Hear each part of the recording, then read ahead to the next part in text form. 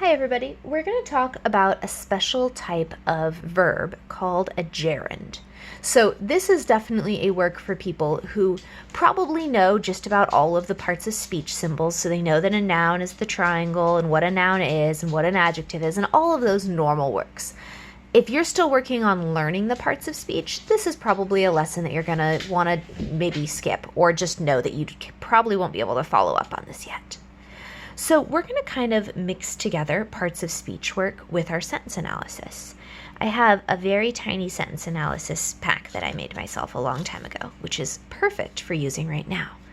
So remember, when we analyze a sentence, we start by asking ourselves, what is the predicate? What is the thing that happened? So we're going to start with a simple sentence that has nothing to do with gerunds yet. Let's try this one. The cat runs. So the predicate is the thing that happened. The thing that happened here is running. Runs is what happened. So we can take that word and set the predicate with it. Then we ask ourselves this question. Who is it that runs? Or what is it that runs? Well, the cat is the thing that runs. The cat is the subject of our sentence, and runs is the predicate. This is a nice, simple sentence. Gerunds are what happens when a verb, something that normally would be the predicate, decides to do the job of a noun instead. So let's look at this one. First we had the cat runs. This sentence is very similar. This says the cat goes running. Let's try this. Let's look for our predicate. The cat goes running. Goes is the thing that happens. Goes is our predicate. Okay. Then we ask ourselves this question. Who is it or what is it that goes? The cat. The cat does the going. So the cat is our subject. The cat goes what? The cat goes running. In this sentence, running is doing the work of a noun. It is telling us a thing, the thing that the cat does, the place where goes happens. The cat goes what? The cat goes running. Now, the word run is definitely a verb. If I look at you and say run, that is something you can do. It's a verb. But in this case, the word running is behaving as a noun. It is behaving as a thing that the cat does. Running is a gerund. It is a verb doing the work of a noun. Let's make a note for ourselves on that. A verb acting as a noun. Let's look for a few more. I have a few examples we can do together, and then after that, you should head out and see what you can discover on your own. You don't need this material to do it. You can just think about it in your head. If you want to make this material, there's a printable version on our Google Drive that you can download, or you can just make it from memory like I did. The printable one and mine has all the other pieces too. We just don't need them for this right now. All right, let's try this. I love gardening. This is a true story. I'm really enjoying gardening right now. All right, let's look for our predicate, our thing that happens. Does I happen? No. Does love happen? Yeah, this sentence is about me loving something. So love is our predicate. It's nice how these often just work in order for our simple sentences. Love is our predicate.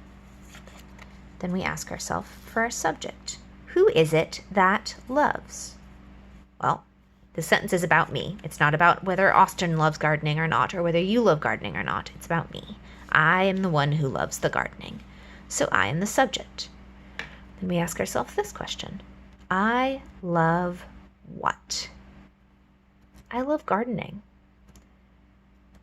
Garden on its own is a really interesting word, because if I say go to the garden, garden is a noun. It's a thing you could reach out and touch. If I say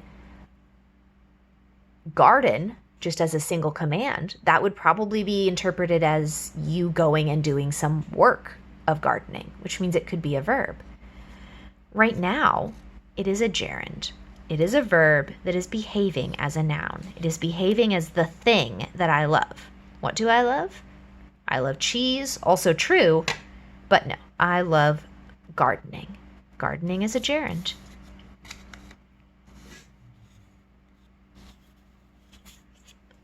So we have running and gardening so far as gerunds. Let's try a few more.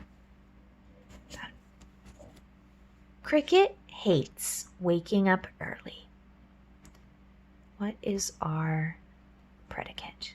Think about it for a second. Hates. Cricket hates something. This is his feeling. This is what he's doing. He's just sitting there hating it. So hates is our predicate. Cricket is my cat, in case anyone forgot. What is it that Cricket hates? Or who is it that Cricket hates?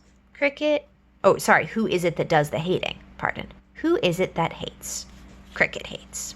Cricket is the subject. Okay. What does Cricket hate? He hates waking up early. Now, the up early is some extra information we're not going to worry about too much right now. Let's just look at our word waking. If I put the word wake, W-A-K-E, that would be a verb, like wake up in the morning. Kind of like a shortened version of awake. But in here, when we stick the ing on the end, waking up early, it becomes a gerund. Again, it's that verb. The verb to wake is behaving like a noun. One last one.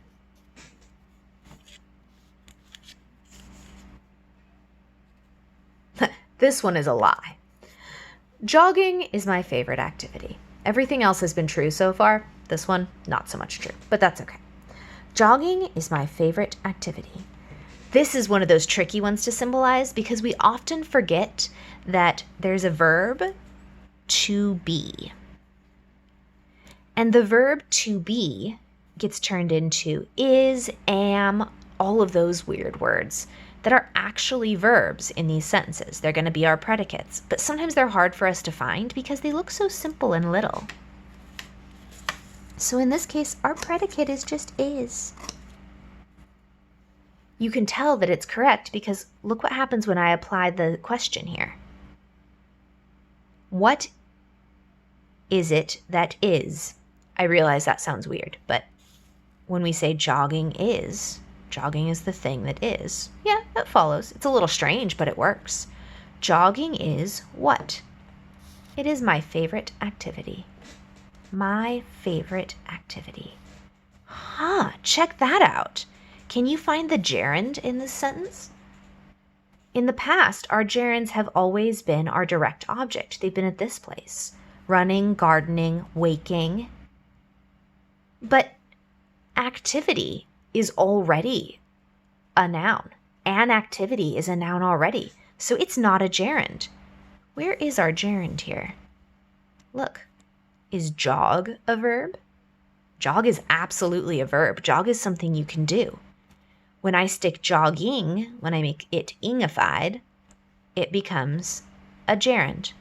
The verb jog is now doing the work of a noun. It is being the subject of my sentence. Jogging is also a gerund. Let's look at the gerunds that we have sorted so far. See if you can find a pattern. Jogging, running, gardening, waking. If you take a verb and put the ending ing on it, you can turn it into a gerund. You can take that verb and make it act like a noun. Those of you who feel like you're following this, go ahead and give it a try. Maybe say some sentences and figure out if they have gerunds in them. Open a book, read a couple pages and see if you can find any gerunds. Maybe just write yourself a list of gerunds if you're in a list-making mood. And yeah, if you decide you need this material as well, remember, go check out Google Classroom. If you're feeling like you need some sentences to analyze, you can reach out to me for that also. But for this gerunds work, you can probably figure out how to make some of your own. You just need a verb that is doing the work of a noun, that is behaving like a noun. Have a good day. I miss you all. Bye.